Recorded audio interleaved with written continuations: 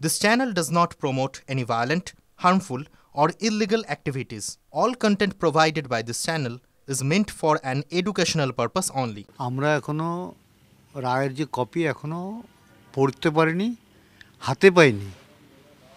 আমরা হাতে পেলে অবশ্যই সিদ্ধান্ত নিয়ে যেটা করার প্রয়োজন আমাদের যারা লয়ার আছে তারা নিশ্চয়ই করবেন।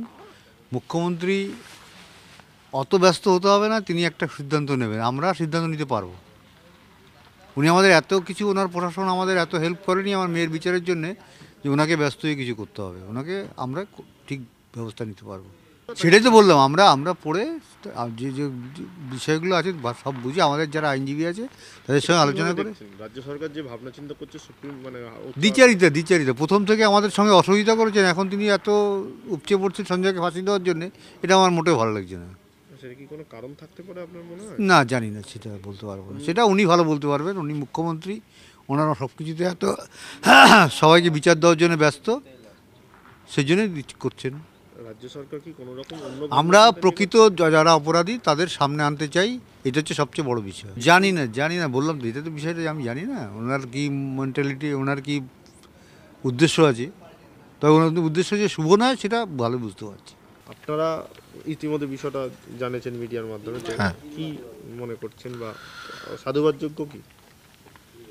দেখুন, সঞ্জয় রায় ঘটনার সঙ্গে যুক্ত, তার নলেজ আছে, তার সর্বোচ্চ সাজা আমরাও চেয়েছি, সিবিআইও চেয়েছে।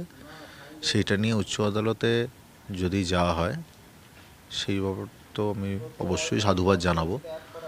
এবং আমাদের তরফ থেকে একটা জিনিস বলে রাখি, আমরা জাজমেন্টের কপি পেয়েছি, আমরাও সেটা পুরোপুরি পড়ে তার পরবর্তীকালে আমাদের যা পদক্ষেপ সেই দিকে আমরা এগোবো।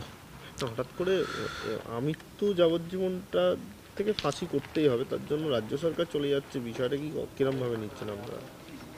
দেখুন, আমাদের প্রথম থেকেই একটা বক্তব্য, যে বা যারা ঘটনার সঙ্গে যুক্ত তাদের সর্বোচ্চ সাজা আমরা চাই, এবং সেই বিষয়ে আমাদের আর্গুমেন্ট করা হয়েছে। আজকের যে জাজমেন্ট এসছে সেই জাজমেন্টে স্পেসিফিক্যালি ইনভেস্টিগেশনে যে ল্যাচেসটা আছে সেই ল্যাচেসটা জজ সাহেব তুলে ধরেছেন, এবং হসপিটাল অথরিটির কিছু ভুলভ্রান্তি বা তাদের রোল প্লে, সেটাও ওনার কনফিউশন ওনার মনে এসছে, সেই অনুযায়ী উনি ক্রিটিসাইজ করেছেন। এবং স্পেসিফিক্যালি একটা জিনিস উল্লেখ করা আছে, সাম ইল্লিগাল ড্রিমস, সেটা কি ইল্লিগাল ড্রিমস ছিল সেই নিয়ে আমাদের আরও আমরা স্টাডি করে সেই ব্যাপারটা নিয়ে উচ্চ আদালতে যাওয়ার আমরাও পরিকল্পনা করেছি। ইতিমধ্যে আমরা আগেই গিয়েছি, যাতে পরবর্তীকালে যে সাপ্লিমেন্টারি চার্জশিট আসতে চলেছে যাতে বাকি তদন্ত ঠিকঠাক হয়। কেন আগের যে তদন্ত হয়েছে সেখানে কিছু ভুলভ্রান্তি বা ল্যাচেস রয়েছে, সেটা আমরা আগেও বলেছি, এবং সেটা রায়তে আজকে আমরা পুরোপুরি দেখতে পেলাম।